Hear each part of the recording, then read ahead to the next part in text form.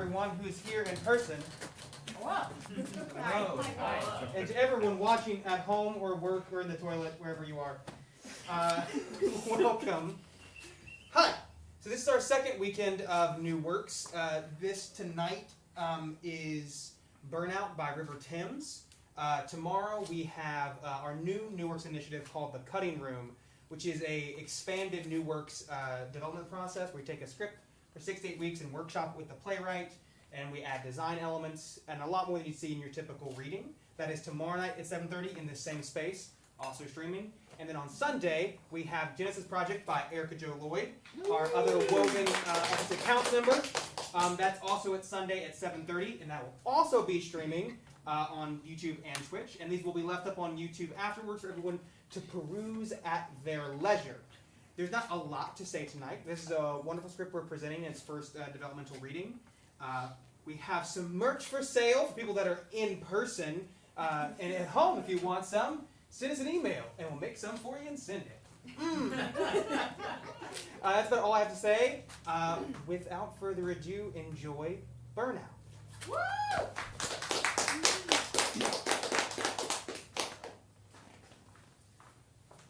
Burnout by River Thames. Dramaturgy by Todd Bryan Bacchus. Blackout. A dial tone. Another. Then, a recorded voice plays. Thank you for your call. It's very important to us. All of our representatives are currently assisting other customers. Please stay on the line and we'll be with you as soon as we can. Hold music plays. In the darkness, someone on stage flicks a lighter. Something catches and is alight for a bit. The lights fade up slowly, but they stay dim. Noah is revealed sitting in the floor, his phone in his lap. He is dressed plainly, jeans and t-shirt, maybe chucks. He holds a dugout in one hand and a lighter and a one-hitter in the other. He exhales smoke. He bangs the one-hitter on the ground to clear the ash out, then opens his dugout and packs another hit of weed in the one-hitter. The music cuts, and the voice interjects again. Your call is important to us. Please stay on the line, and we'll be with you as soon as we can. The music returns. Noah flicks the lighter and ignites the weed, takes a hit. The lights fade up a bit more as he inhales. A bar is revealed, still in silhouette behind Noah. He exhales smoke. He bangs out the one-hitter and sets it up again. Come on, I have work in like 15 minutes. The music cuts.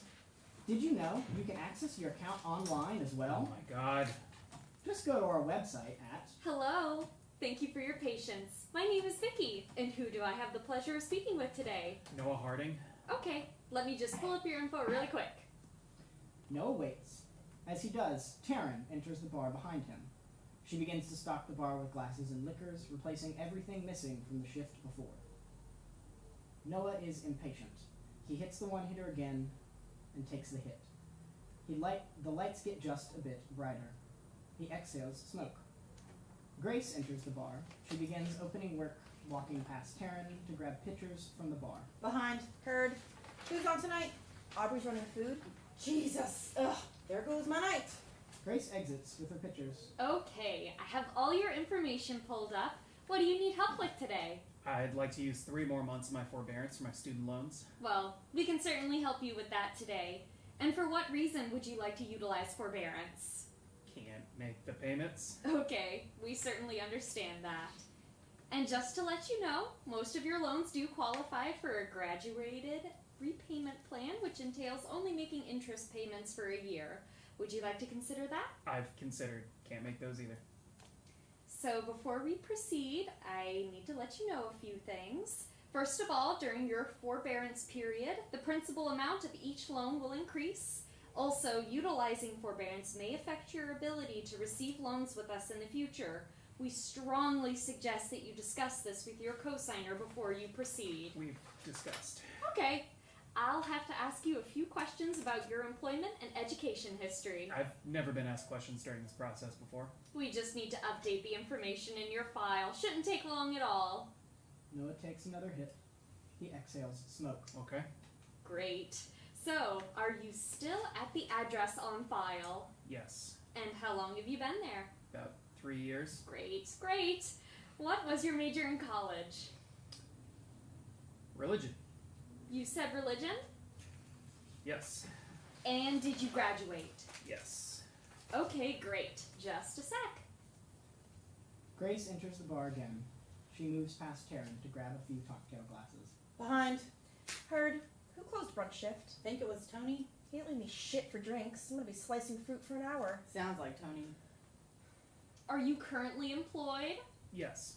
What industry do you work in? Food service. I'm a bar worker. Is that full-time or part-time? Part-time. Are you looking for other work? Yeah. It's a process, I guess. I understand that. And about how much money will you make this year? It'll probably cap out at about 16,000. Okay, so the overview. You are willing but unable at this time to make payments to your loan. You are applying for forbearance for all of your loans for 3 months, pushing back your payments until July. If for any reason you wish to end your forbearance period, you may call back and we can get you started with your payments. Would you like to proceed? Yes. Okay, we will need a payment of $50 for each loan to apply forbearance to, with a maximum cost today of $150 to apply it to all of your loans. This payment will of course go towards the total cost of the loan, even if your application for forbearance is rejected. Would you be able to make or schedule that payment today? I can make it. My bank information should be in the system. Alright, let me go ahead and process that payment. One moment, please. And the music comes back. Taryn starts to look around, as if she can hear it too. Grace enters. Do you hear that? Think it's coming from out back? Maybe Noah's listening to music? Psych himself up before the shift? Terrible music choice. We hear the rattling of a locked door trying to open. Who the hell? We're not open for another 15 minutes. Oh, shit, what day is it? Tuesday? Fuck! Grace exits towards the noise of the door. The music cuts and Vicky returns. Thank you again for your patience. We were able to process that payment. You should receive an email with your receipt for payment in a few minutes. Your next bill will need to be paid on July the 5th. You will have to pay that bill in full or use the last 3 months of forbearance that you have left. Is there anything else I can help you with today? No. That's it. Okay, well, thank you for choosing. Noah doesn't answer and hangs up his phone. He stays on the floor. Somewhere a sole word can be projected. Burnout. Lights go fully up to reveal a restaurant bar. A hole in the wall, but one of the good ones. The kind that's in every TripAdvisor list. Successful, trendy. TVs may be playing in the bar, probably movies or old reruns of sitcoms, maybe Jeopardy. A shelf behind the bar holds various liquors, and a host stand sits at the end of the bar, with a corded phone sitting on a shelf next to it. There are 2 entrances, one beside the host stand, and one at the back on the opposite side of the bar. Noah's still on the floor. He doesn't move from his spot. Taryn is still in the bar. She is also dressed in t-shirt and jeans, probably a ponytail. She walks out from behind the bar. They want you to pay how fucking much? $1,300 a month. Noah! And they have this other repayment plan that's supposed to be cheaper, where I could pay the interest only for a year. But guess how much they want for that? I don't know, $450? Try double.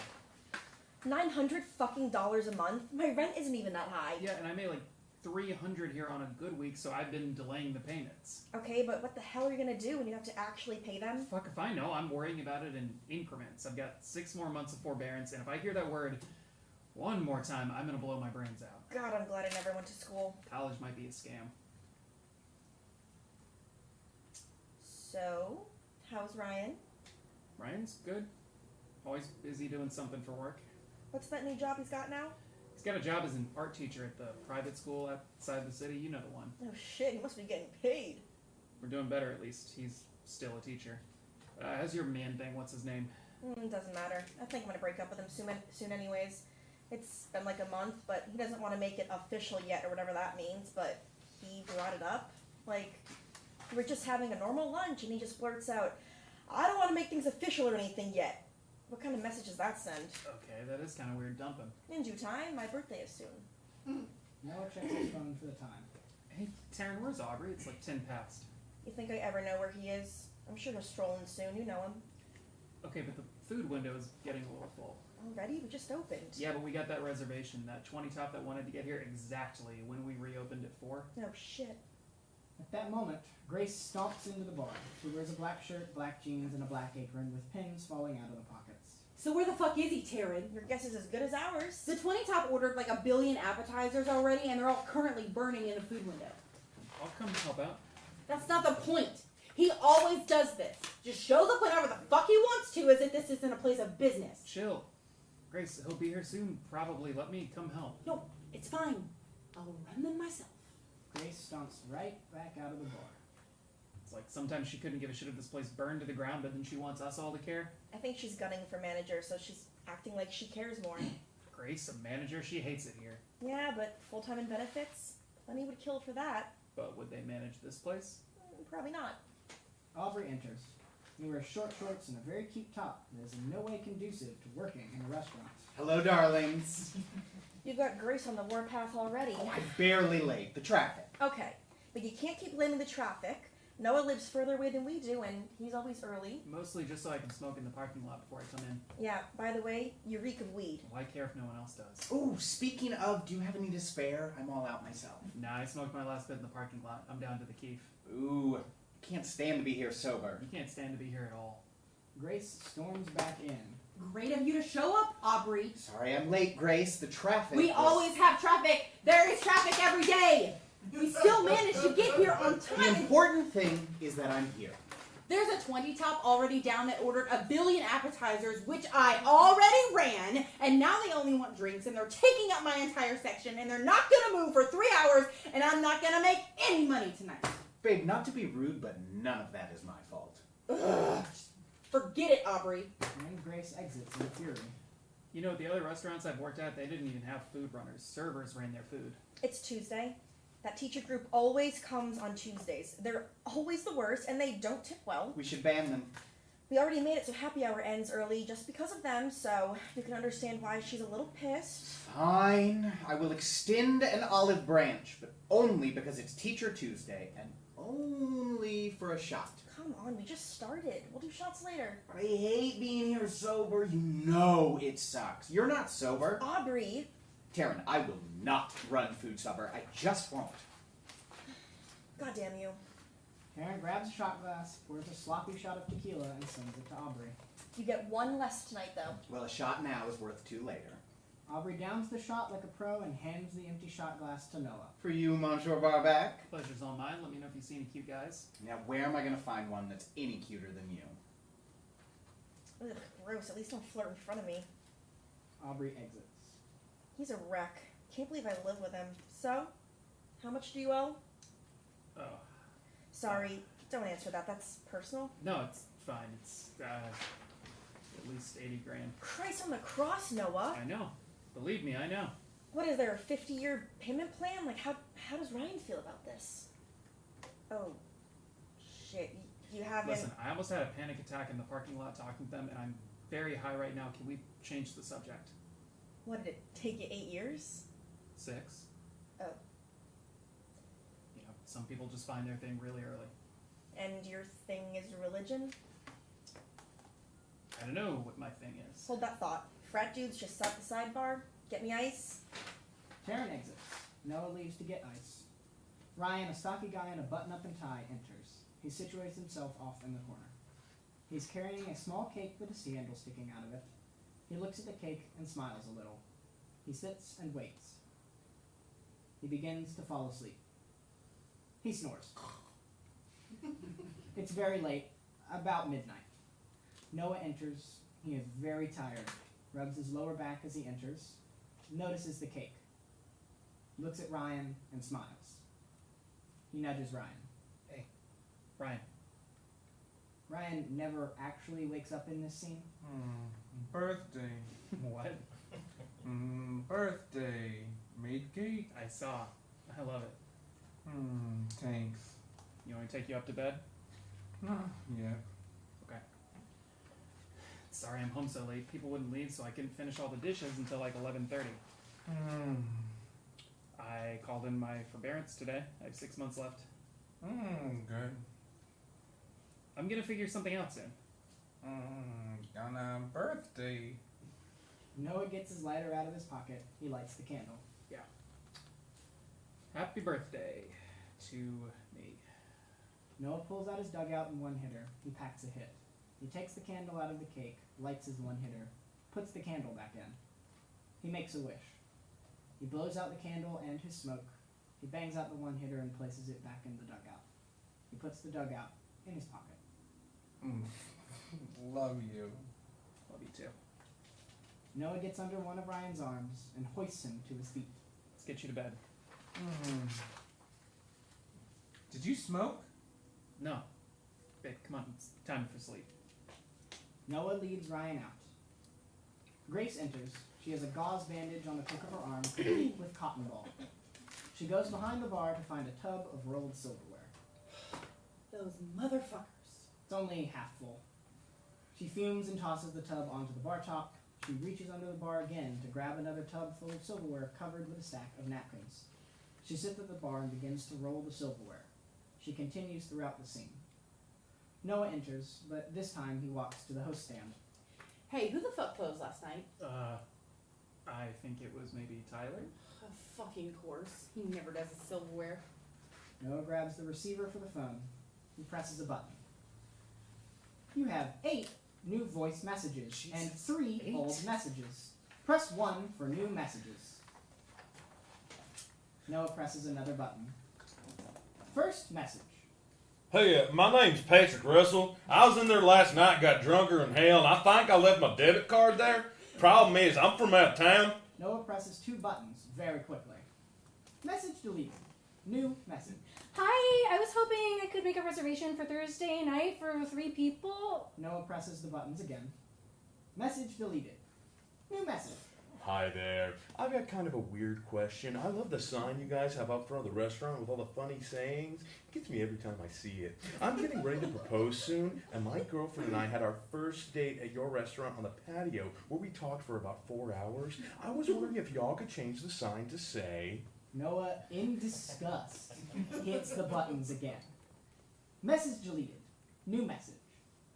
Noah rapidly pushes the 2 buttons over and over again until, instinctively, he stops, and the machine says, "There are no more messages." Noah hangs up the phone. I heard all that. What, are you going to tell me for not making a reservation for 3 people? I'm just giving you a hard time. I don't understand everyone's obsession with using our sign to propose to their gross significant others with. Weird to see you host a morning shift. Yeah, well, Christy was sick and no one could fill in, so I picked it up. I need the money. Besides, I have tonight off anyway. Won't be too bad. It's gonna be another slow one. It's cold as hell, and some kind of game is on tonight. Everyone wants to stay inside.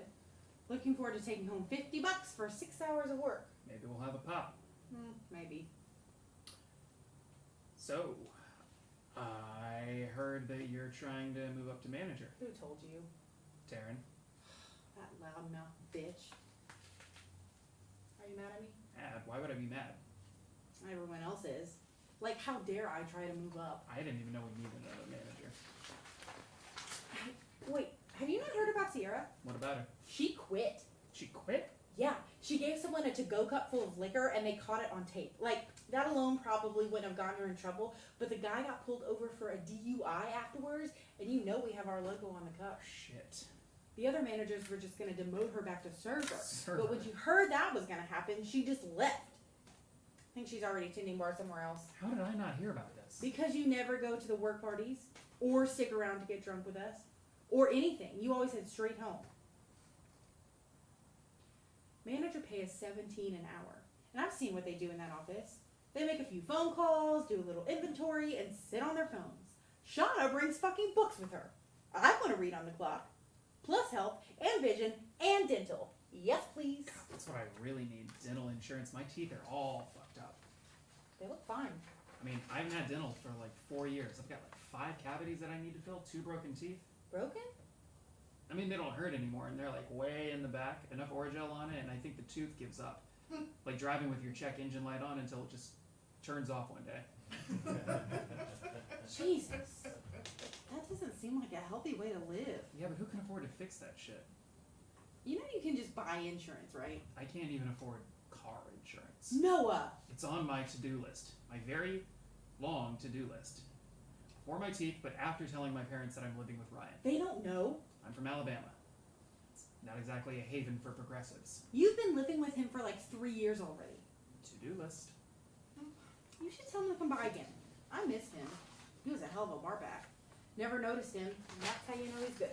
Now he's got a salary and benefits. Look at you, living with a sugar daddy. Grace, don't call it that, please. I hate not being able to pay for my stuff or my bills. You pay rent though, right? Noah! I have a lot of shit to pay for, and I don't make a ton here, so yeah, Ryan's paying the whole mortgage right now. Huh. So how much do you spend on weed each month? Okay, Grace. I'm serious. I buy a quarter a month. That's only $100, $150, and it's necessary. Oh, fuck off. Necessary. Okay, Grace. Thank you. I know everyone around here has a cavalier approach to drugs, but when you use words like necessary... You don't... I haven't had medicine for a long time. I had to cancel my insurance. It helps. It's just weed. Weed isn't this harmless cure-all. There's been studies that... I'm just trying to make it through the day. Something beeps. Grace pulls an insulin pump out from her front pocket. She looks at the screen. Aren't we all? Silver's here when you need it. I know I come in first, but would you mind putting me second to the rotation? I need to replace my insulin and eat something before I fall over. Sure. Grace begins to exit through the back entrance as Taryn enters the same way in a flurry. They collide. Grace falls. Ouch! Fucking Taryn! But Taryn is already back up. She rushes to the host stand. Grace gets up and stomps out. Noah, I need you to bar back tonight. What? I'm off tonight. What do you... There's been a situation, I can't talk about it right now, but you have to stay for the night shift. So I came in to cover an opening shift on my day off, and now I have to do an open and a closed double. Dude, I'm sorry, but I gotta have a bar worker and you're here. And Taryn exits. Noah just stands there for a second. I'm taking a fucking smoke break before we fucking open! Noah leaves the host stand and goes outside. He pulls out his dugout. He packs the one hitter. He lights it up and takes a hit. He exhales smoke. Taryn comes outside, mad as hell. Listen, I get you're pissed or whatever, but you don't get to just yell at me. I wasn't even supposed to be here today, and now I'm fucked over because of some mystery situation that you won't even tell me about? Tough shit! We have to do this shit all the time, dickhead. I never get to see Ryan. Never. And I finally pick up an opening shift so I can make some money and come home to him, and of course this shit happens. You don't get to just be this way Also, because... you're not my manager. You can't just tell me what to do whenever you want. All the fucking workers we have, but no one can cover tonight but me? Bullshit. I'm gonna need you in there. I'll be there in a minute. Taryn leaves. Noah lights the hit. He takes it. Suddenly, a sharp pain sparks in Noah's mouth. Shit! Son of a bitch! God, I just got over the last tooth. Ow! Shit. Noah rubs his cheek. He stands for a second, then he steps forward. He takes a safety pin out from his pocket and opens it and straightens it out. He looks out to the audience like he's looking into a mirror. He opens his mouth, examines it. He pokes around his mouth with the safety pin. He winces, but he persists. Ryan enters. He's holding an envelope. He watches Noah for a bit. What the hell are you doing? Noah is startled. He slips. Fuck! Pulls the safety pin from his mouth and rubs his cheek. Shit, that fucking hurt. I thought you were asleep. I woke up. What are you? Nothing. You were poking around your mouth with a safety pin. That's not... Really, nothing. Go back to bed. I'll be there in a... Ryan grabs Noah's face. He looks into Noah's open mouth. Jesus, what is that thing? I have an abscess. Those things can kill you. Go to a dentist. Yeah, with what money? I'll pay for it. No, I already owe you like $1,000 in back rent. It's not a big deal. I've done it before. You just have to... Noah turns back to the mirror and puts the safety pin back in his mouth. Get under. Fuck! He takes the safety pin out of his mouth again. He spits blood.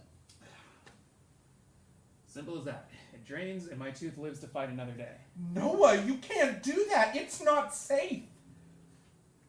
Maybe you should think about getting another job, one with benefits so that you can go to the dentist. That's the long-term goal, isn't it? It's not that hard. Easy for you to say. Oh, here we go. No. Not like that. I'm not trying to fight.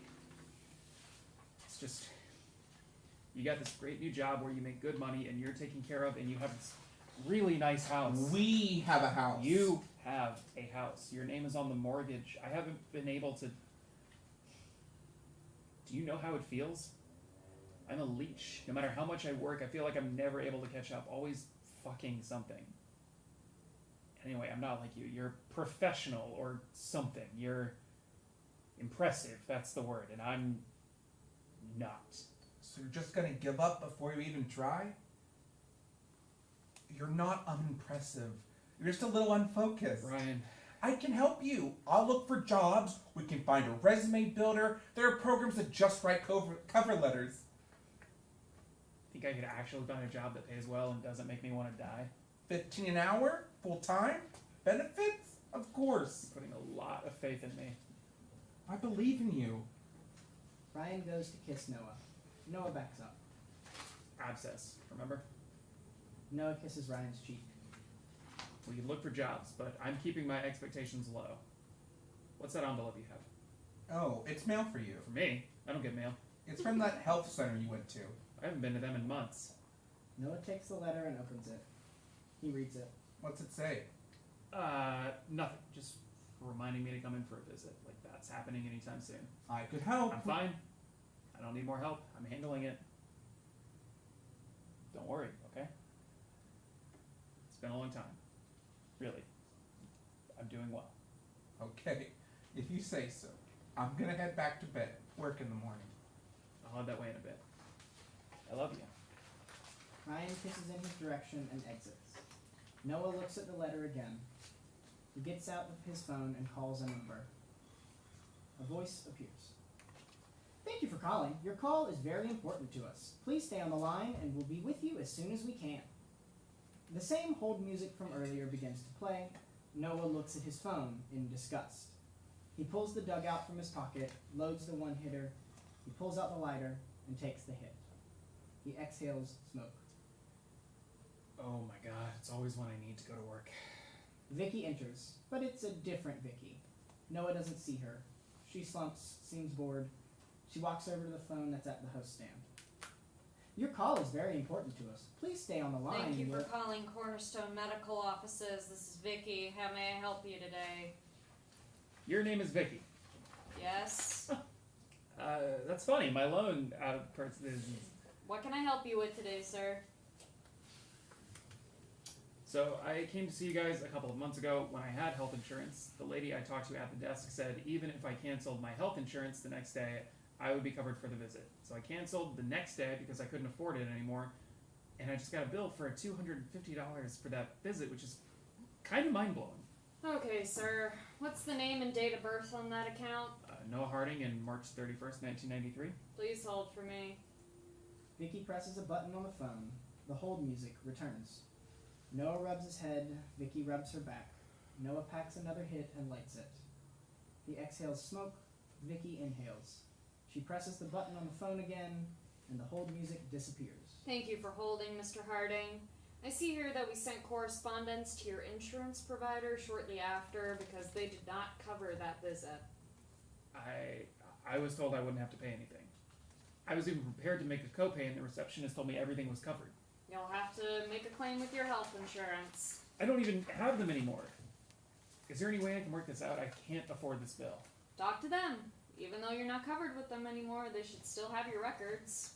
Maybe this is a misunderstanding they can fix. What if they can't? Do I just call you again? I sure hope not. Vicky hangs up the phone. She rubs her back again. Noah looks at the phone. He looks something up on his phone, then calls a number. He waits. The phone at the host stand rings again. Vicky sighs. She picks up the phone. Thank you for calling the Heartland Medical Insurance Company. This is Vicky. How may I help you? A sound. Noah hangs up. He shoves the phone in his pocket. Vicky looks at the phone, then hangs it up. Noah closes his eyes and starts to breathe deeply, in through the nose, out through the mouth. He rubs his head. Vicky observes Noah as she is outside the space. Stupid motherfuckers 1 and 2 enter, a man and a woman in their late 40s to early 50s. They walk up to Vicky. They're laughing, already a little tipsy. So, hon, we'll just sit at the bar if that's okay. Sit wherever the hell you want. I don't work here. Vicky exits. The 2 stupid motherfuckers look confused, but then they walk over to the bar. They sit. Noah finally gathers himself. He enters the bar from where he was standing. Coming in a little late, aren't you? My phone says 4 o'clock. Huh. Mine says 4:01. Have you two been taken care of? Oh yes, the girl over there took our order.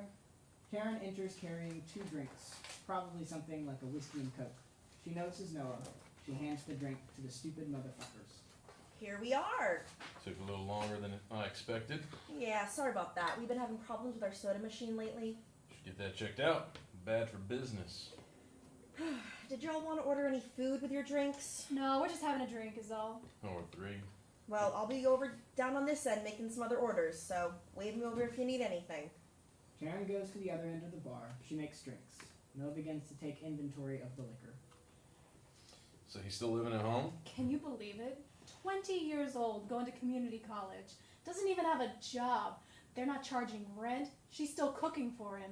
He's still on the family plan, for crying out loud. Get off the couch and do something. You got to transfer to a state school at that point. He needs to know how to live on his own. Kids these days, they don't learn. Stupid motherfucker number 1 looks at Noah. Hey, buddy. Let me ask you something real quick. Noah stops taking inventory and turns to stupid motherfucker number 1. You go to college? Not anymore. Oh, you dropped out and got a job here. No. I worked here while I went to school and I graduated. See? That's how you do it. Not just lazing around the house all day. Well, congrats, bud. New graduate. So, have you found any job leads yet? Only so much restaurant work you can do. None yet. Well, what'd you major Religion? in? Religion? You could major in it? So, you gonna be a priest, hon? Seems like you shouldn't work in a bar. You paid you paid American dollars to go to a school and read the Bible? You can do that for free. What kind Noah, come here for a second. I need you for something. Noah escapes and returns to Taryn. The 2 stupid motherfuckers continue to chat. Thanks for that. Fucking pricks, both of them. Hey, I'm sorry about yelling at you. What? That? That happened so long ago I already forgot about it. Grace enters. She has another bandage on her arm. Hey, Taryn, did you get my drink orders? Yeah, they're not ready yet because the soda machines, The soda machines are fine. they weren't when I... Yeah, but I called the place and they sent someone over to fix it. Oh. So, yeah. No rush or anything. Grace exits. She seems not as angry. She's kissing up to everyone. Don't want to be the one boss that everyone hates. She called the soda place. Ugh. Where's Aubrey at? I haven't seen him around lately. You haven't heard about him? Aubrey enters. Running in late seems to be a trend. Aubrey stops for a minute. He walks behind the bar. Hey, Aubrey. Hey, I'm gonna go make Grace her drinks. We're slow. Catch up. Taryn exits. Good to see you. Where you been? no one told you? I got arrested. DUI. Oh. Shit. Took me a while to make bail. Had to ask my sister for the cash. Are you okay? Of course I'm okay. Better after seeing you, cutie. I just owe her a lot of money, and I have court costs and shit. You planning to drop any shifts? I don't know. Maybe haven't had a date night in forever. Just let me know, darling. Karen enters with the drinks for Grace. She puts them on the bar. Can someone tell Grace that her drinks are ready? Aubrey, tell Grace that her drinks are ready. Fine, whatever. Aubrey exits. Taryn takes out 3 shot glasses and begins to pour shots of tequila. I think they're from out of town. Tourists never fucking tip well. Taryn finishes up the shots and hands one to Noah. Grace and Aubrey enter. Perfect timing. Here's your shot, Grace. Taryn slides one of the shots to Grace. Taryn raises her own glass. Wait, what about... Grace and Taryn take their shots. Noah hurries and takes his. Aubrey looks away. Thank you for getting my drinks. I'll help you in the window if you want, Aubrey. I'll be fine, Grace. We're not busy. Well, if you need anything... Stupid Motherfucker 2 throws her drink into Stupid Motherfucker number 1's face. It's always the same thing with you. I can't stand this shit anymore. She exits. Stupid Motherfucker number 1 is stunned, but after a second, he regains his senses. He notices the gang staring. What the fuck are you staring at? Someone that's about to get kicked out if he keeps talking to us that way. Fuck you. Fuck you. Sir, if you just calm down. Sir, if you just calm down, blah, blah, blah. Fuck you. Don't you fucking tell me to calm down, you cunt. Yeah, hey, Ben, we got a problem over here, and we're gonna need you to handle it. Oh, yeah, can't handle it yourself. Don't want to ruin your pretty louse. Aubrey moves towards Stupid Motherfucker number 1, geared up to swing. Aubrey! You're probation. Aubrey backs down. Probation? Well, just anyone work here, I guess. You think you can touch me? The car I parked in your lot is worth more than you'll make here in 4 years. And that bitch that just walked out, I got 5 more where she came from on tap. Stupid Motherfucker number 1 turns his focus to Noah. Degree in religion. Useless as donkey piss. Hope you like it here, son, because you're going to be here for the rest of your life just like these other failures. I may be a failure, but at least I have people that would come to my funeral. Who would care to burn or bury a dipshit like you? Stupid Motherfucker number 1 launches his drink glass at Noah. Noah dodges it, the glass shatters against the wall. Noah throws himself at Stupid Motherfucker number 1, but Grace and Taryn hold him back. Stupid Motherfucker 1 does nothing. He leaves. Everyone okay? Taryn reaches under the cash register and pulls out a few envelopes. She hands 1 to Aubrey, 1 to Grace, and 3 to Noah. So, I'm gonna go call the cops on him. Here are your checks. Aubrey, go get the broom. Noah, fill me up on some ice when I'm gone, okay? Taryn and Aubrey both exit in different directions. Grace opens her check. She looks at it, then in the direction that Taryn exited. She puts her check in her pocket, takes her drinks, and exits. Noah is alone. He walks out from behind the bar, opens his first check. He looks at it. He opens the second check. He looks. Starts to breathe quicker. He rips open the third check. He looks. He starts to hyperventilate a bit. His eyes dart between the three checks. He tries to gain control. He slowly, but surely, turns his breathing into slow, deep breaths. In through the nose, out through the mouth. After a moment, Ryan enters carrying his laptop. Welcome back. You know, hey, are you okay? Yeah, I'm fine. Why? What's up? It's just, never mind. I've got that website up that builds your resume. Oh, yeah, we're doing that thing tonight. I'm full of cold brew, ready to work. Ryan opens his laptop. He sits wherever. My checks have been lower the past few weeks for some reason. Has it been slower? Maybe the tip out hasn't been good. I mean, up and down, but nothing terrible or anything. I don't get it. All the more reason for you to get another job. This site is a breeze. You put in your information and it brings up suggestions for things to add to it. Isn't that like cheating or something? Like plagiarism? It just uses a template and you insert the details about your work history. You use one of those to get your new job? You gotta stop calling it new. I've been there for almost a year now. Come here, I've been looking up all stuff for you all day. We've been searching for a month and I haven't even gotten an interview. That doesn't mean you stop applying. You give up too easily. I didn't say I was giving up. It's just frustrating. I'm not qualified for any of these jobs. You've had the same job for nearly 4 years. Almost as long as we've been together. Getting back into this is intimidating. You can't just wait for the job that you're perfectly suited for. You gotta throw some spaghetti at the wall and see if it sticks. Teaching isn't what I planned on doing with my life, but it takes care of me and what I need. You got your degree in art history. At least you're getting to use it. That doesn't mean that's the dream. I get paid enough that I don't have to worry. That's good enough for me right now. And maybe someday I get the dream. It could be the same with you. You should come back to the restaurant sometime. Everyone misses you. Maybe when I'm not so busy. You're always busy, it seems like. I'm not the same person anymore. I don't think anybody really misses me there.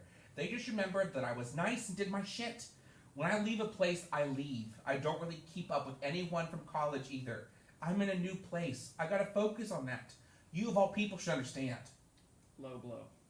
Sorry. I've been thinking about grad school a little bit. More school? You hated college. I hated that college. Bunch of Jesus freak evangelicals that like to overstep boundaries, but I've always thought about getting my master's. In theology? How's that gonna keep you from the Jesus freaks? Something, I don't know. You should have a plan before you start applying for grad programs. Can you even take out any more loans? You're right. It's a stupid idea. Babe, I'm not trying to discourage you or anything. There are just things you have to factor in before making big decisions for the future. You could take a few years to make sure that you want to do it. Save up some money, pay off some of the loans, see if this is something that could happen further down the line. Hold on a sec, let me get something. Ryan exits. Noah pulls out his dugout. He pulls out the one hitter from it and loads it. He takes the hit. He exhales smoke. Ryan re-enters, holding a nice shirt and slacks. He smells the air. Did you smoke? I took a hit. This is stressful. You should think about smoking less. What if these jobs require a drug test? Do they really still do those? You gotta fucking take this seriously. Sorry. I will. You owe me a lot of money. I know. And we're fine. I'm not nearly as worried about being able to afford bills anymore, but... I know. Okay? Here, try these on. We'll go over your resume tonight, okay? Cover letters tomorrow. My whole weekend? It's Monday. Nose to the grindstone. Noah begins to undress. So what has your job history been? I mean, it's been the restaurant, the gas station, the other restaurant. I worked for a political campaign one summer, but we lost. Years of customer service, good. Working with diverse teams. As the two talk and Noah continues to undress, Taryn walks into the bar. She works. I've worked almost exclusively with people-based businesses. Is that a thing? Excellent people skills, sure. Aubrey enters the bar with the broom and sweeps up the broken glass. Proficient in Microsoft Office, except Excel. I mean, The internet has video tutorials. You can watch some. Grace enters. She watches Taryn for a while. Taryn doesn't notice. Then, someone enters. They wear a blank mask. They stare at Noah. Noah is in his underwear at this point. that feels like lying. It's embellishing. Everyone does it. Should I even list my degree on here? Would it even help? To a degree. Noah looks at the shirt. I hate this shirt. Everyone in the bar looks at Noah in his underwear. Noah looks around. It's the nicest shirt you'll own. You'll have to wear it for interviews. Noah looks at the shirt again. He starts getting dressed in the clothes he took off. Taryn, Aubrey, and Grace go back to what they were doing. Taryn pours 2 shots. The masked person stares. You're not even... Do you ever miss the old place? Aubrey looks at the shots. Taryn beckons Grace over. Grace doesn't move. Aubrey finishes sweeping. It was a cracker box, like 500 square feet. It was cozy. Cramped. Grace exits. Taryn shrugs and takes both shots. Aubrey looks away.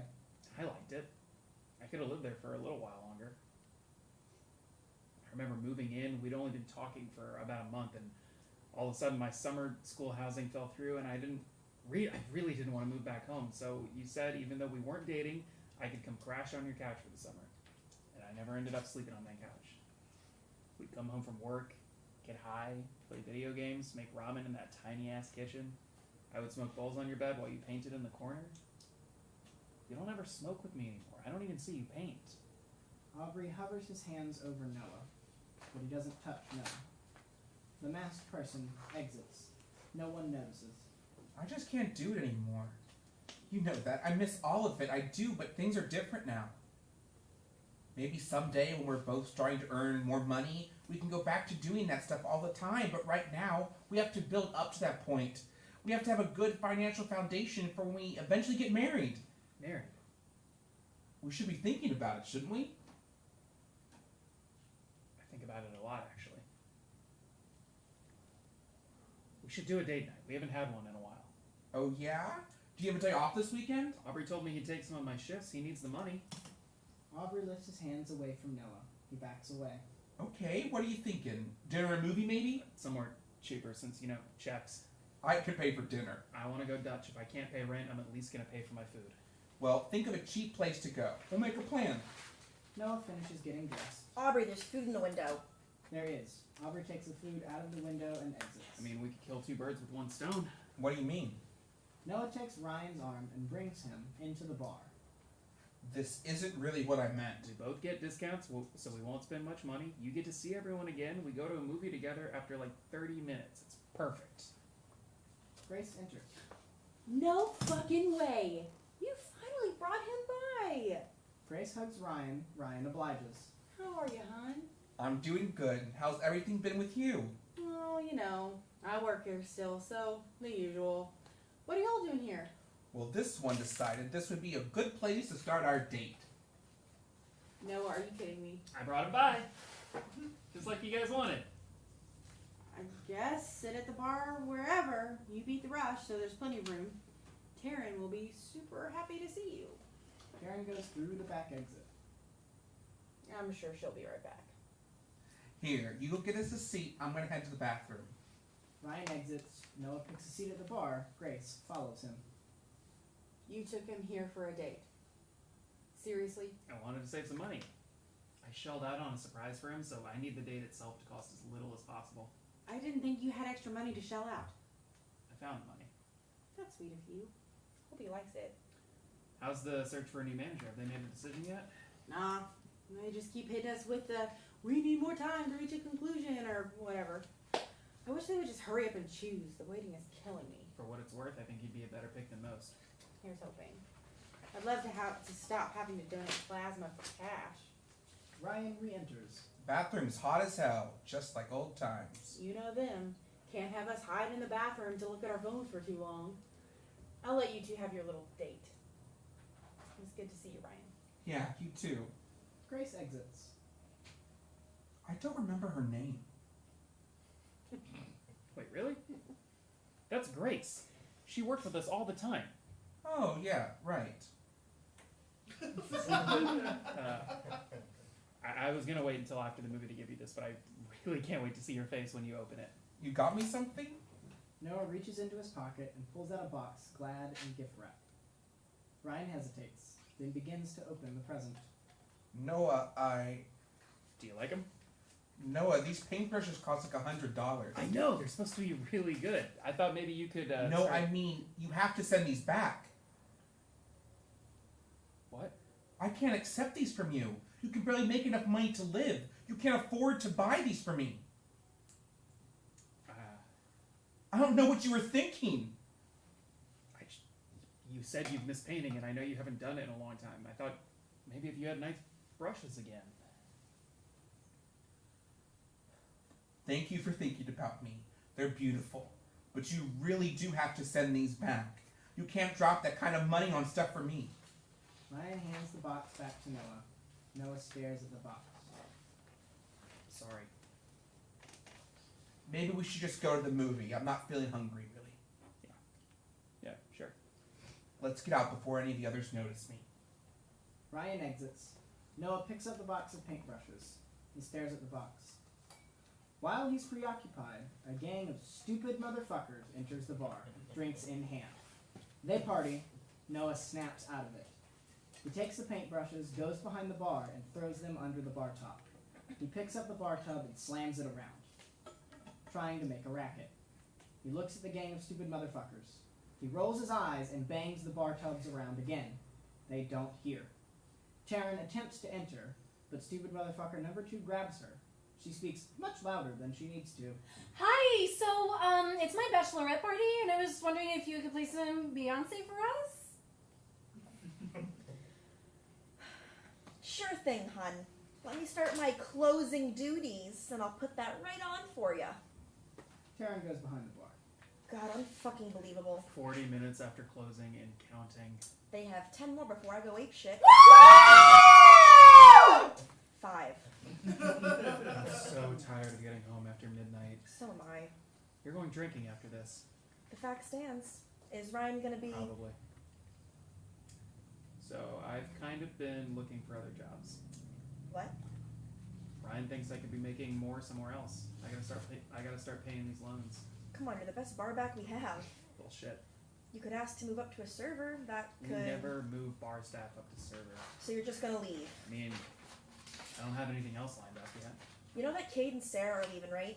We're losing 2 bar backs. so I wouldn't be allowed to. The timing is just bad. The timing is always bad. Come on. Don't leave. I don't like anyone else here. We fight and shit, but we still work well together and tough it out. Taryn, Hold that thought. Their time is up. at least pour the shots first. You just pour them. I'll be right back. Could I Taryn exits. let my license expire? Noah gets out 4 shot glasses and a bottle of tequila. He begins to pour shots. After a brief second, the loudest, angriest deathcore music blasts through the speakers. Noah isn't phased. He continues to pour the shots. The music hurts the stupid motherfucker's ears. Stupid motherfucker 1 walks to the bar. Hey, could you turn it down a little? Noah looks at stupid motherfucker 1. He points to his ears, then shakes his head, mouths sorry. Stupid motherfucker number 1 looks panicky. He throws money onto the bar. He drags stupid motherfucker 2 with him. They exit. The music plays for a little bit, then it turns off. Noah goes ahead and takes his shot. Taryn re-enters. Never fails. I'll gather up their glasses for you. Taryn, But she's already gone. Aubrey enters. you're still here? Kitchen's been closed for like 2 hours. Just waiting on my very late ride. A friend came into town and she wants me to show her all of the spots that I can't drink at anymore. Can't drink. Not after my DUI. I get called to the courthouse for random drug tests now.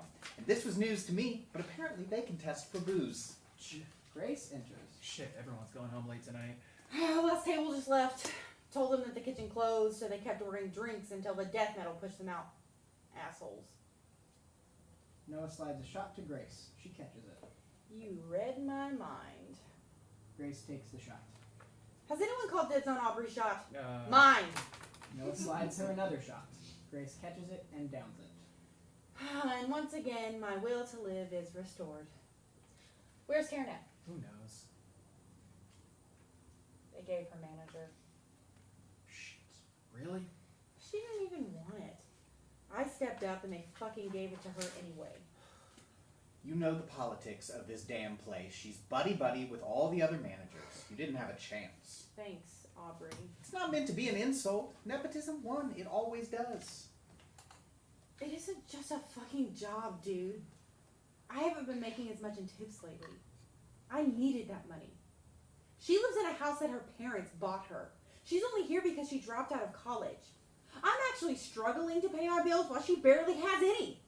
I'm already donating plasma twice a week. My insulin costs like $600 a month. I have to do everything I can to scrape up the cash. Meanwhile, she's healthy as shit despite drowning her liver in tequila, and she's the one that gets the health care. Listen, you're preaching to the broke choir, hun. It's a shit world and we're all shitting in it. Taryn enters. She's holding checks and a few glasses. She puts the glasses on the bar and hands checks out to the group. Payday, ladies. Grace takes her check. I'm going to do the last of my side work and then I'm out. Drive safe, Noah. Night, Aubrey. Grace exits. She's been such a bitch to me lately. Can't imagine why. Taryn takes her shot. I'm gonna go do books for the night. You can go whenever you finish, Noah. Taryn exits. Noah grabs the glasses and puts them in his tub. Aubrey watches Noah. You're leaving soon, aren't you? Well, yeah, it's late. You know what I mean. It's a thought. I've been kicked around a little bit. Nothing serious yet. You and Ryan were the only cute ones that worked here. You can't both leave me. Who will I stare I at? got plenty of hot customers. I can't subtly flirt with them. Why are you leaving? I'm not, for sure. But you will. There's a lot of reasons. Aubrey gets out a shot glass and the tequila. Aubrey, you can't do that. The camera. Oh, please. Everyone here pours their own liquor. Aubrey holds the shot. He stares at it. You're the king of making bad decisions. Nah, that's you. I'm just a hedonist. Don't speak Greek at me. I love feeling good. Drinking makes me feel good. Who's anyone to tell me I can't? I have a constitutional right to get shit-faced whenever I want. That's what got you arrested in the first place. I wasn't even drunk. I had one beer that night. Been clean off the hard stuff for 6 months now. Just some asshole cop trying to pin a charge. Bullshit. Believe what you want. I make the right bad decisions. Besides, this shot isn't for me. It's for you. Aubrey gives the shot to Noah. Noah takes the shot. He puts down the glass. God, this is swill. I don't understand how we drink it. It's because it's the shitty well stuff. Aubrey surveys the bar, then brings down a top-shelf bottle of Reposado tequila. Someone wearing a blank mask enters. They stare at Noah and Aubrey. We always get the Blanco, non-aged, good for getting slap-faced, but the real treasure is here. Reposado. Audrey pours a shot of Reposado. That's top shelf. Don't. Hardly anyone gets this one. Nobody's gonna miss a shot. The secret is that after it's cooked and fermented, Reposado gets aged in barrels for up to a year. It gets more flavor, more sweetness. Usually we're supposed to sip instead of shoot it, but that's not really conducive to a fast-paced restaurant. Aubrey slides the shot to Noah. Aubrey, I'm driving. Come on, do it for me. Noah takes the shot. This one is harder. Jesus fucking. Aubrey kisses Noah. Noah breaks away. Aubrey. The right bad decisions. You know? Kinda like you do. You taste sweet. Like tequila. That's not. No, that wasn't fucking cool. What the fuck? It was a kiss. What are you... Who do you think you are? How did you think I would react? Did you think I'd kiss back? I don't know. Maybe. And then what, Aubrey? We fuck on the bar? I break up with Ryan and ruin my entire life to be with you? We spend the next 4 years miserable, cheating on each other until we finally get sick of each other's shit? What? I built a life with Ryan. I'm not throwing it away for you. So what? Now that you're with Ryan, you think you're better than me? Because you're not. You just got lucky with one man that you cling to. A man that you're terrified of losing, so you'll change every piece of yourself to please him, because at the end of the day, you two are just too different. But you and me, we're the same on the inside, baby, and you know it. We are worlds apart. You're the one drinking himself to death. You're the one that's broke because you had to spend money on bail. I may be a fuck up, but you're a walking catastrophe, and I'm not letting you wreck the little bit that I have going for me. Aubrey exits. The masked person continues to stare at Noah. Noah is about to get his dugout when his phone rings again. Christ on the cross, what do you people want? Noah answers his phone. Vicky enters. The Cornerstone Medical Office is Vicky. She is still tired. Hello? Hi, this is Vicky from Cornerstone Medical Offices calling for Noah Harding. Noah takes the phone from his face. He puts it back up. Speaking. Yes, I'm calling in regards to the outstanding bill that's past due. I see here we called for a bill for $250. Yeah, this isn't the best. Have you talked the issue over with your previous insurance company? We've not received correspondence from them yet. No, I haven't been able to yet. It's been 2 months, Mr. Harding. I have a lot of balls in the air. I'm figuring it out. We need to set up a plan soon, Mr. Harding. You don't want this bill going to collections. They're not nearly as nice as we are about it. I'm just gonna call them right now. How about that? I think that may be best. Cool, thanks. Noah hangs up and dials a number. Vicky rubs her head. The sound of a phone ringing. Vicky grunts in frustration. Thank you for calling Heartland Medical Insurance. This is Vicky. May I help Noah you? Harding, March 31st, 1993. And what can I I do? went to the doctor a few months back when I was still covered by you guys. I canceled the next day, but I was assured that the insurance would cover my doctor visit. They're trying to say I owe them $250, and they never heard from you guys to cover the visit. I need that resolved. I have your info pulled up, Mr. Harding. Our system actually says that you have a bill with us that's past due. Another person wearing a mask enters. They also stare at Noah. Past due. I canceled my insurance months ago. According to our records, you're still being covered by us. Then your records are wrong. I went online and did it after my last doctor visit that you guys didn't pay for. Sir, I So just... which is it? Am I covered by you guys or not? Sir, I understand your frustration, but please don't take it out on me. What is my outstanding bill with you guys? Well, sir, it's about 500... 500? Yes, sir. Late fees accrued for the payments you didn't make. You didn't even cover my doctor visit. I haven't been to the doctor in months because I thought I wasn't covered. I haven't had medicine in so long. Sir, I'm going to hang up. I can't afford that. What am I supposed to do? Is there someone you could borrow it from? Are you asking me to go deeper into debt to get out of debt with you? Sir, So I'm supposed to pay you and this doctor bill that you guys skipped out on. Sir, our records say that you went to a doctor that wasn't within our network. They were covered all year by you guys. Sometimes networks change. We let our customers know in advance when these changes are coming. As Vicky is talking, Ryan enters. He watches Noah. Noah can't move. I can't do that. I really can't. That's almost 2 paychecks for me. I'm sorry, sir. I wish I could help. Is there a way I could contest this? If I'm being honest, it will probably take a couple of months to make an appeal, during which time late fees would continue to accrue and there's still a chance of having your claim denied. You may end up stuck with a bigger bill. So what happens if I can't pay? Like at all?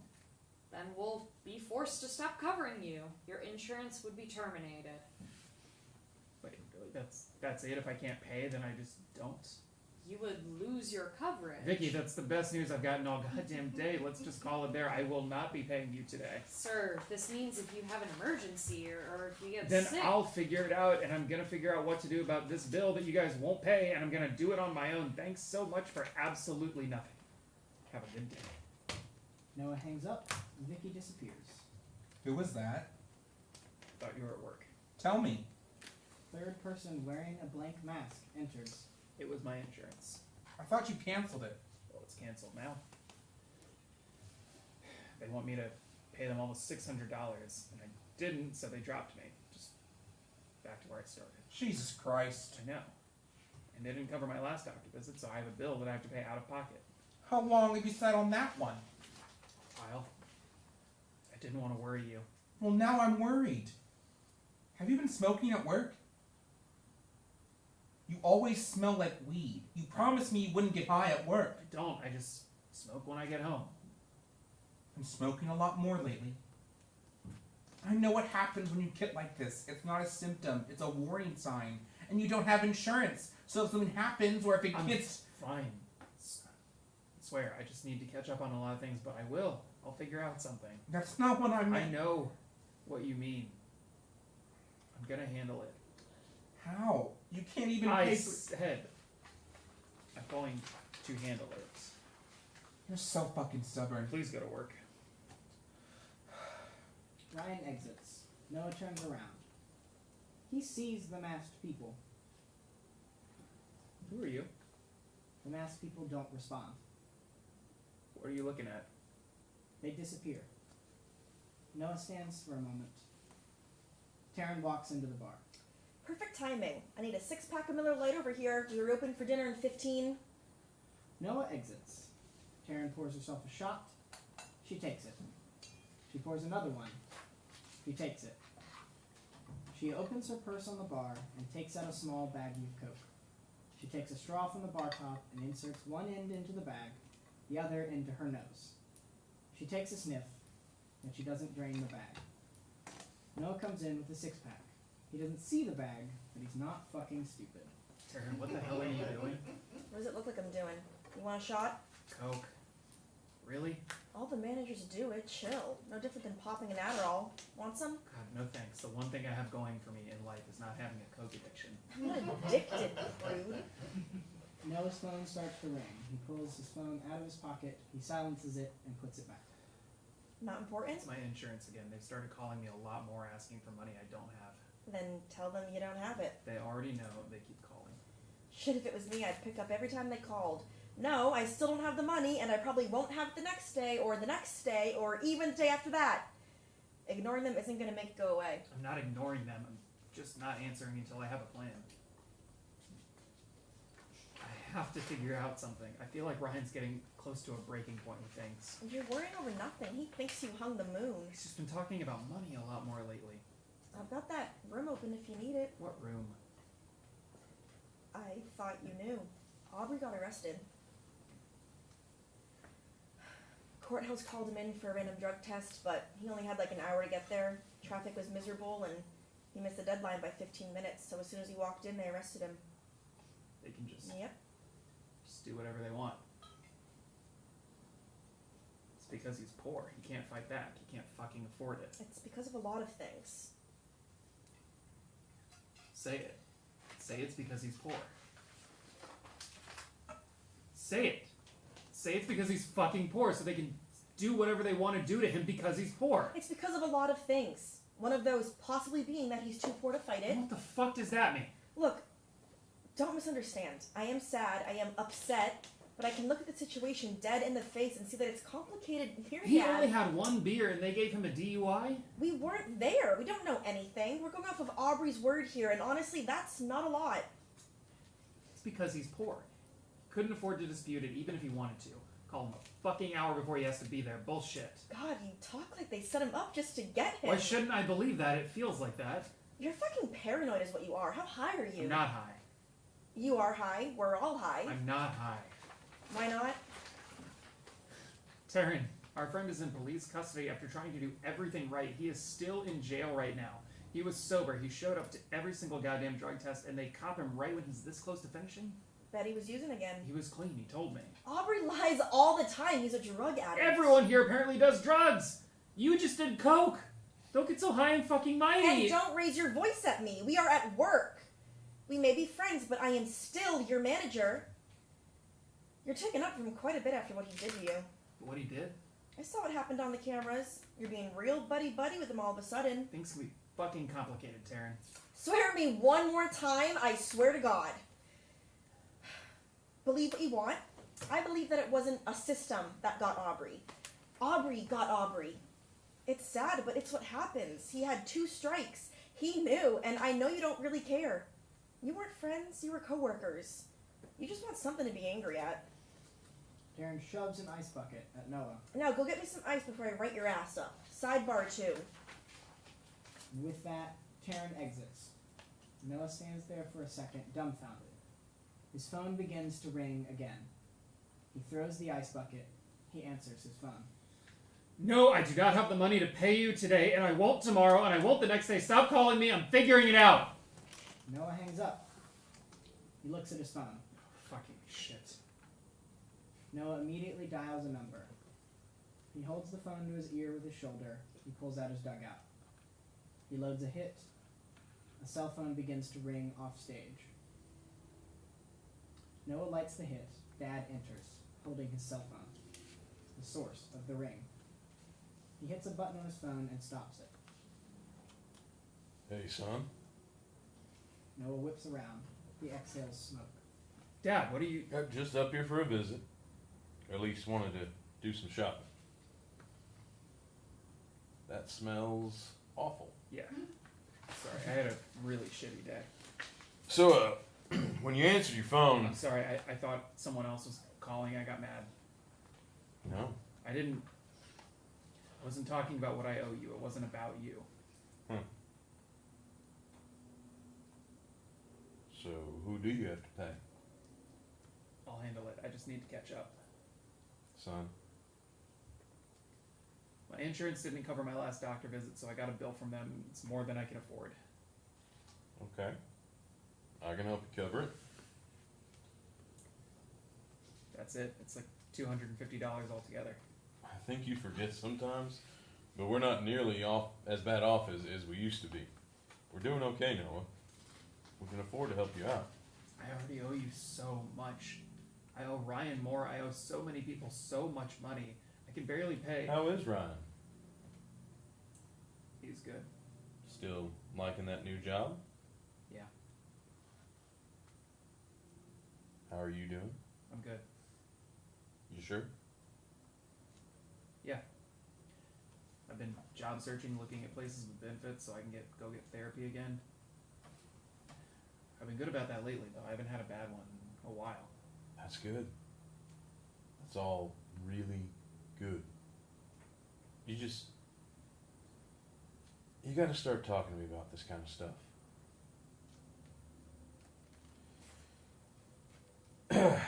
Well, just want to see you before we left. I love you. Dad starts towards the door. Wait, Dad stops and turns back to Noah. all those times I talked about my roommate, I was talking about Ryan. I've lived with him for the past 3 years. I just didn't tell you because I thought you would be uncomfortable. And I've been trying so hard not to disappoint you anymore. That's why I'm able to live somewhere and not pay rent. And I'm scared because things have gotten different. We always talk about money, jobs, and I can feel the distaste on his tongue as the words fall out.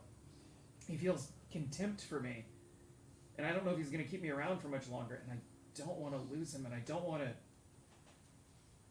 have nowhere else to go. And every moment I stay at that job, I wake up and he's already gone. I get home and he's already asleep. I end the day with aches and pains. I can't get through a shift without smoking and taking a shot. And I've just started to hate people. Someone comes through the door and I instantly get annoyed. I don't want to talk to them. I kind of want them to die. I imagine them getting hit by cars while they're crossing the street to get to the parking lot. I imagine that they all choke on their food at the same time. And I didn't used to be that way. I used to like people. And I'm so scared that one day he'll finally get fed up with what this place has done to me, and I'll wake up and he'll be gone and I'll have nowhere that I can go. You know,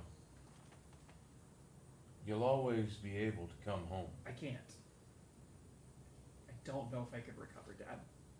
Well, it's always on the table. I'm sure you two can work things out. 3 years is a long time. Is it? Longer than you'd think. Just for the record, I figured you'd been living there, but I appreciate you thinking of my feelings. Well, I love you, son. I'm always praying for you. Call me more often. Okay. They hug. It lasts for a while. They break apart. I'll wire you the money tonight. Let me know if you need anything else, okay?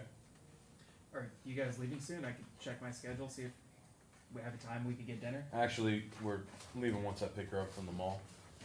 Oh, I tried calling you. I'm sorry, they've called nonstop and I... No, it's fine. We'll get back up soon. Okay. I love you. Love you too, Noah. Dad exits. Noah wipes his face. He pulls out his dugout, loads it. Instead of lighting it, he puts the one-hitter back in his dugout, weed side up to save it for later. Ryan enters again. He is holding the nice pants from earlier and the shirt that Noah hates. Noah takes them. Ryan exits. Noah puts his dugout on the ground. He begins to change. As he does, he speaks. Well, I think I'd be a great match for this job because I have an extensive job history involving customer service. I like to help people. It fulfills me. As he speaks, Karen enters. She starts working. My biggest strength? I'm a team player. Like I said in my cover letter, I've had the privilege of working with many different diverse teams of people, and I'm very flexible. I adapt well when faced with different situations or working with different people. Huh, I guess I gave you two. Grace enters. She looks at Noah. He's in his underwear again. Grace pats Noah's back. He looks forward, stock still. She walks to the bar. She continues watching Noah. Biggest weakness is that sometimes I pay too much attention to the details and get hung up on them, but my thinking is if all the details of a plan are treated with care, the bigger picture turns out much better, clearer, kind of like a painting. 3 masked people enter. They stare at Noah. Grace looks around, then walks out in a hurry. I was a student only about a year ago, so I definitely know my way around word processors and the like. Especially Excel. I use it all the time to make my monthly budgets. I do enjoy the job I have, but I don't make enough there to pay my bills. They're a great crew, but I just can't stay there. At this point, Noah is fully dressed in his new clothes. He notices the dugout on the floor, then he quickly pockets it, almost in an attempt to hide it. When should I expect to hear back from you? The masked people quickly disappear. Taryn picks up a bar tub. She passes Noah and shoves the tub into his arms. You're here awfully early. Thought you were off today. I am. Then why are you here? I got a new job. Well, good for you. That doesn't answer my question. You're a manager, and I have to turn in my 2 weeks. This is it. Really? We are this close to summer. Already understaffed and you're going to quit now? They want me to start in exactly 2 weeks. I just got back from the interview. Aubrey is in jail right now. Maybe if you guys needed me so badly, you could have paid me more. You could have scheduled me for more hours. Oh yeah, let me schedule you for more hours when all you do is bitch about how you want to go home. You've gotten a lot shittier since becoming manager. I'm sorry I'm not a sweet little bubblegum princess when all I have to do is deal with this. You don't have to be such a dickhead. What'd you call me? Dickhead? You've called me worse for years. I'm your fucking manager. You're too familiar. You're not my manager anymore. 2 weeks, huh? How about you just don't come back? You just said you were understaffed. I'll figure it out. I don't need anyone with a shitty attitude being around here anymore. Fine. Good luck with this stupid place. Have fun being in charge. Noah exits the bar but stays on stage. Taryn exits. Noah stays in his nice clothes. He starts to breathe deeply, in through the nose, then out through the mouth. Vicky comes on stage. It is a different Vicky. A different Vicky. She wears nice clothes and a name tag. So, what we do here is mostly face-to-face customer service on a daily basis.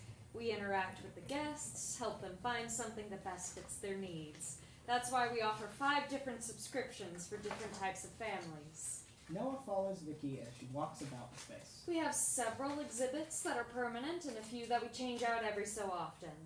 The ones that rotate will always be in the North Gallery. Permanent pieces stay in the East and West galleries. Subscribers usually ask about the different exhibits that are new, so you'll have to learn about those. We usually have a meeting before each new opening to learn about it. North Gallery is currently housing a collection of paintings from various artists who worked on American social realism. East Gallery is currently being remodeled, won't be finished for about 3 months, so we're offering new subscribers $15 off their subscriptions. We have a smaller collection of our own in the West Gallery, but sadly, not all of our pieces can fit in there. Do we always call them subscribers? Only in this context. When we're around them, we call them guests. Gotcha. The museum opens at 9 and closes at 5. Once 3 o'clock hits, we head up to the office to enter the data from our sold subscriptions. We're a bit behind on those. At 5, we leave. Is it hard? Not really. It's sometimes tiring being in front of a screen all day, but you make it through. And when do benefits kick in? They usually start the month after you've been employed for 30 days. Okay. Okay, good. You'd better take this job seriously. I'm sorry? Asking if a job is hard is not the best impression you could make. I've been in this position for 6 years. I have a master's in art history from Brown. Then you come in with a bachelor's degree. You helped hire me. You were in my interview. We're taking a chance on you, Noah. You can do it, but it will be challenging. We have thousands of subscribers in this city. Sometimes we're packed, especially when new exhibits open or when we acquire new pieces. This is a prestigious museum. Got it. I'll be on my A game. Good. Sorry, I don't mean to be harsh or anything. We just want to make sure you're serious. I'm absolutely serious. I do want this job. You must love being around art all the time, working in a museum, putting your studying to something useful. I do. Come this way. We'll go upstairs and continue your onboarding training. I'll teach you how to use our subscription database. You're going to have to be proficient in it in order to best serve our subscribers. Vicky exits. Noah stays. Ryan soon enters. Well, look who's home before 6. The sun's still out. Ryan kisses Noah. It's kind of nice. I could get used to it. How was your first day? It was a little weird. Weird? I mean, maybe I read it wrong or something, but I think Vicky sort of chewed me out today. Like she yelled at you? She didn't yell, but she assumed I wasn't taking it seriously. I was just asking when benefits kicked in. I've got to fix my teeth and go see a doctor. Maybe you were just nervous, so it seemed weird to you. I don't know, she sort of talked like a robot all day, super clinical. She kept using the term subscribers and shit. That's what they are, right? I'm just too used to working at the restaurant. You'll eventually get past it. It took me a while before I got comfortable working at the school. So if I tell you something, will you not get mad? What? No. I'm not going to promise that. I'm going to have to raise your rent a little bit. Not by much. Okay, but by how much? I'm going to make it 400 instead of 300. Is that okay? I mean, sure, I may actually be able to pay it now. What's your projected income looking like? $35K a year? Not too bad for someone with a degree in religion. Shut up. Thank you for your help. I couldn't have done it without you. Of course. I love you. Next, we'll get those loans refinanced. Baby steps. Baby steps. Right now, I'm just glad to see you. Noah kisses Ryan. Ryan kisses Noah back. They break the kiss. Ryan holds Noah close. They sort of sway together. Listen, you worked really hard to get to this pace. It gets easier from here. You get paid, you pay off your debts, and it starts to get better and better. I'm really proud of you. Don't forget that. I'm gonna go start dinner, okay? Ryan kisses Noah's forehead, then exits. Noah smiles. Vicky comes back on stage. Hello, Noah. Hi, Vicky. You've caught on rather nicely. I've gotten several comments from subscribers about your excellent customer service over the past 2 weeks. Well done. Thank you. I appreciate it. I fear we may have gotten off to a bad start on your first day. I want to apologize for that. I clearly had no reason to worry about your performance here. I mean, I'll admit that I was worried myself. Well, you've proven that with some extra training, you'll definitely excel here. Noah's phone starts to ring. God, I'm sorry. I could have swore I turned that off before I came in. Go ahead and take it. We're pretty slow right now. Take an extra 10 minutes for your lunch break, okay? Okay. Thanks so much. Vicky exits. Noah walks outside. He answers his phone. Hello? Static for a bit. Hello? The voice starts to come through, but it's mostly static. Sorry, you're breaking up. Vicky's voice comes through, but a different Vicky. The Vicky from the very beginning of the play. She speaks only through the phone. She doesn't enter. Sorry about that. I actually dropped the phone. Who is this? This is Vicky calling about your loans. Am I speaking to Noah Harding? Yes. Hi, Noah. How are you? I'm doing okay. You caught me on my lunch break. Oh, I'm sorry. Should I call back at another time? No, I've got a little bit of time. Perfect. So, I'm assuming you got the bill we emailed you? Yes. I just wanted to call and confirm. Do you have a plan for starting your repayment? No, I'll probably have to use the last of my forbearance. Well, we can certainly begin that process right now if you have the time. Are you going to ask a lot of questions again? Yes, sir. Got a new full-time job and my yearly income is estimated at $35,000 here. I'm going to start looking at refinancing options soon. Okay, sir. I'll start entering that information now. The sound of typing.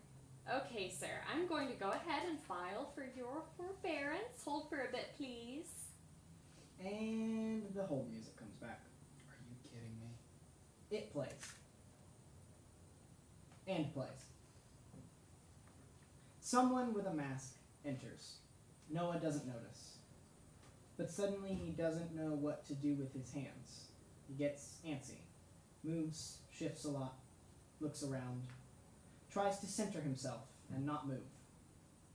The music continues to play. Always when I'm in a rush, I swear to God. Vicky pops back in. Thank you for holding, sir. I appreciate your patience. Yep. So that forbearance did clear. You won't have to pay anything for the next 3 months, during which... Sir, I just want to provide you with some information really quick if you have just a bit more time. Sure. So, due to your forbearance and the interest on each of your loans, the amount of money that you'll have to pay back has increased. You can find this information online if you'd like, but would you like to hear the total amount of your loans? No. I understand, sir.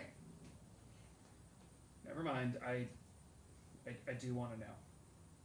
Well, sir, your current loan cost is now $115,300. It's fucking how much? Sir, please don't. I will never be able to pay that back. Are you kidding? The interest made it raise that much? Sir, interest accrues on each loan because each loan was taken out individually. They start to add up. I was fucking 18 when I started taking out those loans. I didn't even know what an APR was. Even with my new job, I'd never be able to pay that off. Please, don't swear at me. I'm just doing my job. Do you like your job, Vicky? Do you like hearing people on the phone in tears because they don't know how they'll ever get out from under your company's thumb? Do you enjoy this? Every student has a choice. What choice? It wasn't a choice. I had to go to school. You don't know. I even tried dropping out. I wanted to, and everyone told me that I had to finish, that I'd be able to pay you guys back. Sir, there's nothing I can do. I'm not in charge of these things. I just make and take the calls. I wonder how many people kill themselves because of people like you. I wonder how many suicide notes you're named in. Vicky hangs up. Noah hears this. He throws his phone. He screams. He screams again. His screaming turns into deep, heavy sobs. He begins to breathe too quickly. Too quickly. He falls to the ground on his hands and knees. He tries to steady his breathing, but he can't. It's getting bad again. He begins to punch the ground. He punches and punches while he cries. His hand becomes bloody. He falls over on his side. He feels something pressing in his leg, in his pocket. He reaches into his pocket and pulls out his dugout. It'll be quick. It'll be quick. He opens the dugout to reveal his one-hitter still preloaded. It'll be quick. It'll be quick. He reaches into his pocket again, a lighter. He pulls it out and lights the one-hitter. He inhales hard. Museum Vicky enters. Noah! I forgot to mention. Vicky sees Noah holding a one-hitter with a bloody hand. He exhales smoke. Vicky! What on earth are you doing? Is that marijuana? Vicky, listen, I'm having a really hard time with stuff, and it's just really messing. I need to get insurance again, and it'll never happen again, I swear to God. Leave. Get out of here. Vicky, please, I'm begging. You're fired. Leave and don't come back. We'll find someone else. Vicky exits. Noah falls back to his side. He stays there. He rubs blood on his face. He doesn't move. Another masked person enters. The two masked people edge closer to Noah. Ryan enters. He looks at Noah.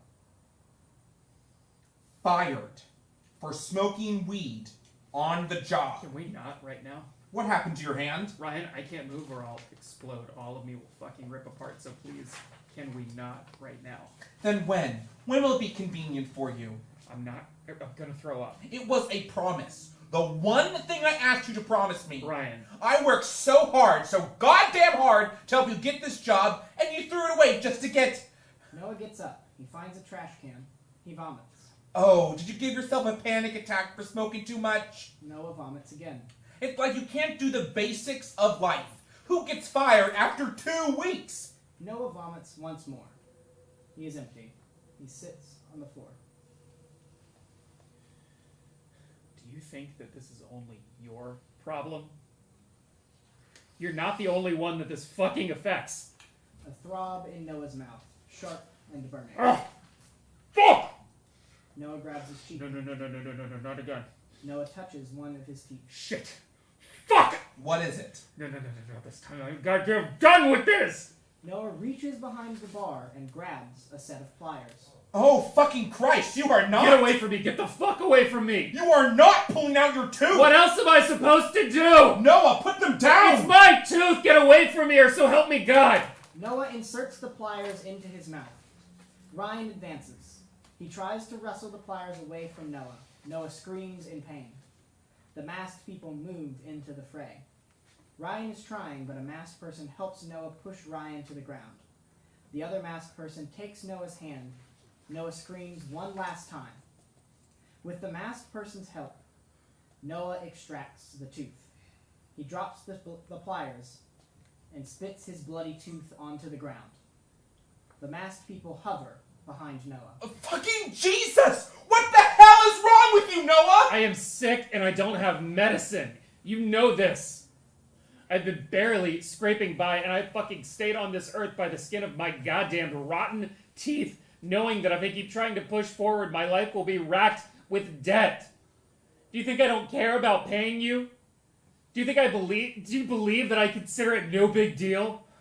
It keeps me awake at night. I lose sleep thinking about how much I owe you and my dad. I understand how much of a burden I am and I hate it. And I hate myself because you're right. I don't know if I'm able to do the basic things of life. I know I could, but right now all of my energy is spent on keeping myself alive. And I don't have much left in me, man. I just don't.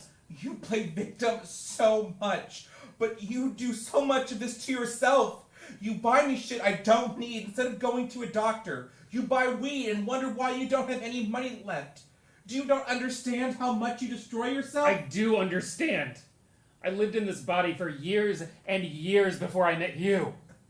How can you know that this is happening without fixing it? You just hide things from me while you make them worse for yourself. This is supposed to be a partnership, but it's not. I care so much for you, but you always keep things from me. And I can't help if you keep lying. I think that makes me the angriest of all. What the hell are you supposed to do? You have your own shit to pay for. Do you know how much money I owe? Almost 120 grand, and that's just private loans. Jesus fuck! You never told me that. We were talking about marriage. When were you gonna tell me about this? That all transfers to me when... what else are you? You know what? You don't want to have this conversation right now. The fuck I don't? What else are you hiding? Aubrey kissed me. He gave me 2 shots, and then he kissed me. I pushed him away, and now he's in jail for a fucked up DUI charge, and I don't know how I'm supposed to feel. My dad didn't know we were living together. I told him about a week before my interview. That's why I never suggest going to my house for Christmas. I never told you about my teeth, but 2 of them are broken, one's basically almost gone, and another started to abscess, and you saw what happened there. I smoked weed every single day before work at the bar. Every single day. It's just to the point where I don't even get high anymore. I just get sort of detached. And for a while, I don't have to think about how much money I owe everyone. I don't have to think about all the shit in my brain. I can just wash glasses, get beer and ice, and go home. And then I'd get home and find you already asleep, and I would just stare at you for a while. Just to see you breathe. Just to see you at all. And I could fool myself into thinking that things would eventually work out. Someday I wouldn't have to be afraid of picking up my phone or buying food on the way home or hitting low fuel 2 days before my check. That's all I want. And now I don't even know if you and I can even make it past this. You want to know the truth? There it is. If anything, I'm so much angrier hearing all of that. I feel like you've taken off a mask. Like I've never known you at all. I just don't... Ryan turns away from Noah. Noah turns away from Ryan. The masked people raise their hands, almost embracing Noah, but not touching him. I thought you might. I was hoping you would understand. Well, I don't. And I don't think I ever will. I don't think I can be here anymore. The weight is too much. I feel it every second of the day in every word you say to me.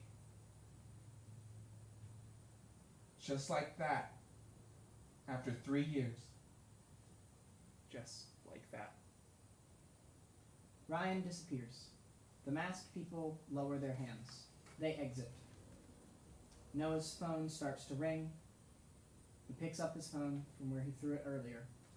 He rejects the call and puts the phone back in his pocket. Taryn enters. Noah still hasn't washed the blood off of his face. Jesus, what happened to you? Why are you here? Come to grovel for your old job back? Picking up my last check. Coming right up. Taryn exits. Noah waits. His phone rings again. He pulls it out, rejects the call. puts the phone back. Taryn returns with 2 checks. She hands one to Noah. Here you go, dickhead. We broke up. Holy shit. Yeah. Are you doing okay? No, not really. Do you need a place to stay? No, I'm staying with my dad for a while. The rent I would charge is only like $600. I don't have a job anymore. Just come back. We still need another bar worker. This place isn't good for me. I'm glad it's good for you. Grace enters. Taryn, do you have my... Good God, no. Are you okay? Yeah, I'm just getting my check and seeing everyone before I leave town. You're leaving? What happened? A lot. So this is probably goodbye. Grace hugs Noah. Sorry, babe. Maybe it won't be so bad moving back home. Moving back to your hometown, it's like the ultimate gay failure. Or at least my ultimate gay failure. Noah and Grace break apart. Take care of yourself. Come visit sometime. We'll probably still be here. Speaking of, here's your check, Grace. I'll have your drinks done in just a sec. Grace takes the check. She exits. Well, what she said. Take care, Noah. You too. Noah walks off to the side. Taryn stays on stage. Noah opens his check. He looks at it. Wait. Taryn, something is definitely wrong with my check. What? I worked 25 hours that last week and we were busy as shit. I remember. Why is my check less than $200? Where are my tips? Hey, Grace, come back for a second. Grace enters. Look at your check real quick. Right now, I need to go. Just look. Noah, come on. Grace looks at Taryn. She opens her check. Her jaw drops. Excuse me?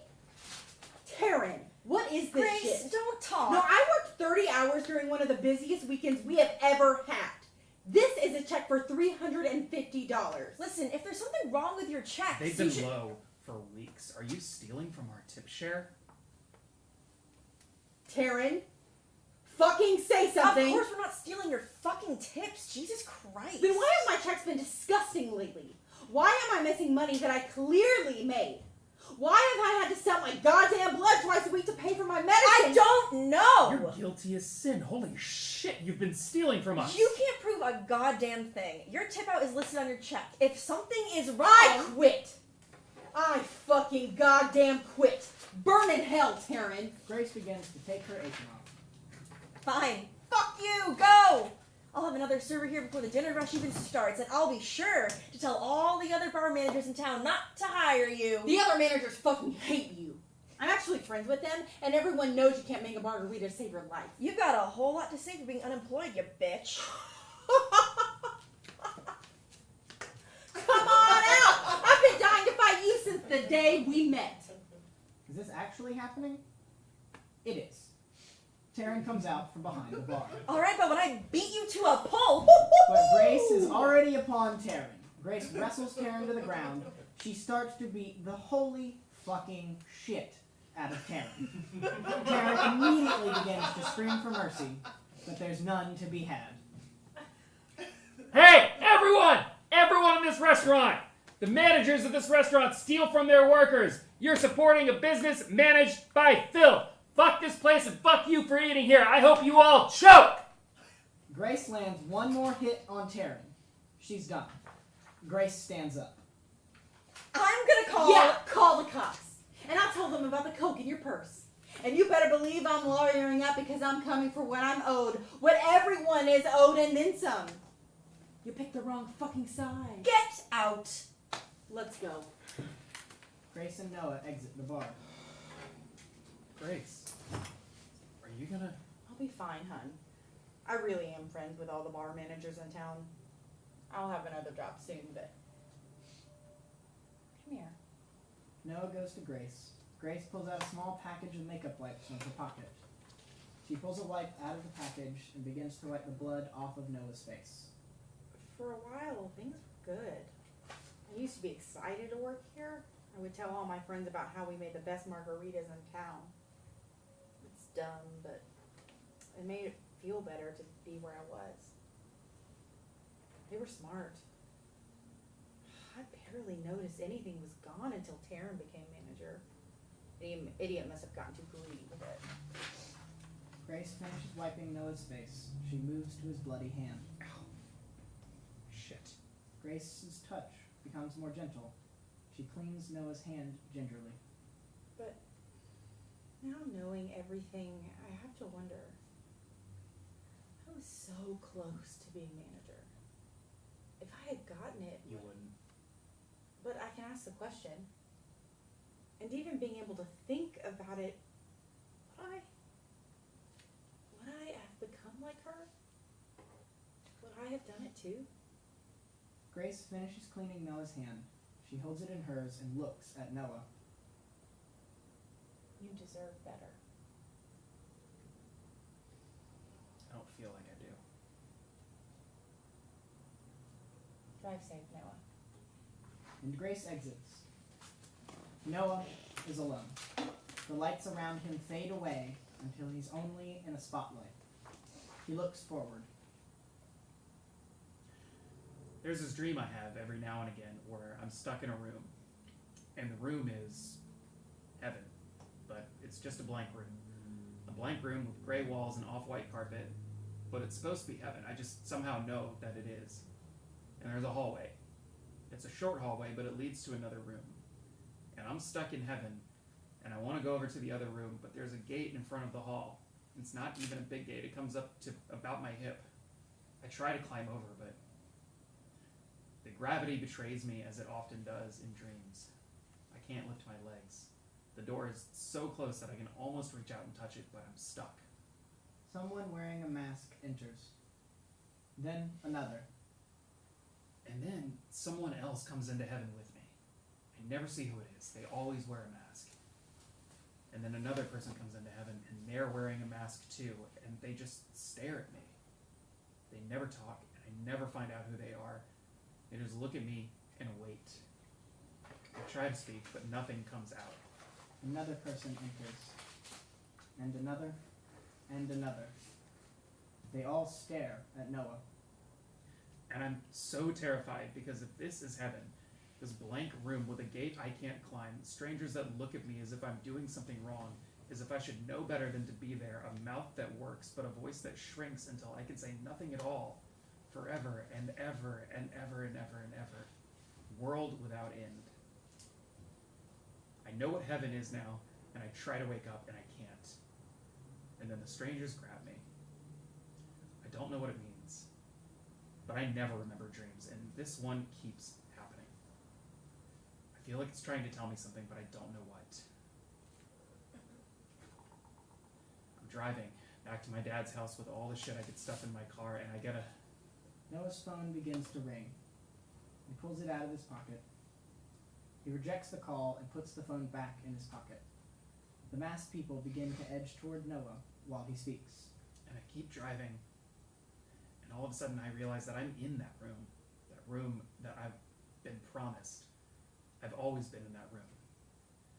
I'm in heaven, but I know what heaven is now, and I try to wake up. But I... Blackout. End of play.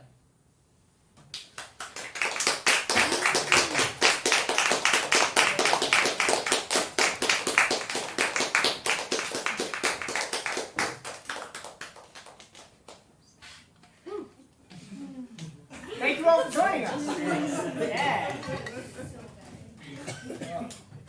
Yes. It's, I think Kyle mentioned it briefly, but there's also a loom back here for those of you who didn't attend our earlier. I didn't! You did mention He it. did All right. mention it. I was waiting. So there's this loom back here. If you haven't attended our events last weekend, come add a string to it. The goal is to create a collaborative piece that everyone involved in this whole month of stuff participates in, and so we have things like these lovely pieces from years previous. Thank you. Thanks.